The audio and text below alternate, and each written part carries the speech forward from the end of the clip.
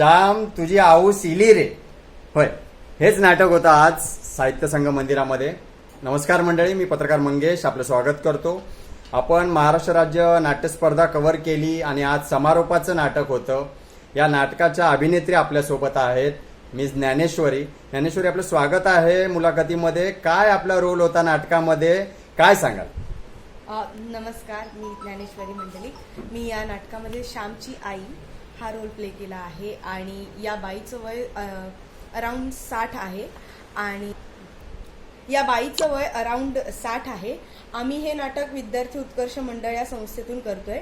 या नाटकाचे लेखक आहेत स्वप्नील जाधव आणि दिग्दर्शक आहेत गणेश गावकर. आम्ही हे नाटक या आधी सुद्धा एकदा केलं होतं आणि आता राज्य नाट्य स्पर्धेमध्ये सुद्धा करतोय. तुमचा नाटकातला रोल तुम्ही कसा एन्जॉय केला? खूप एन्जॉय केला.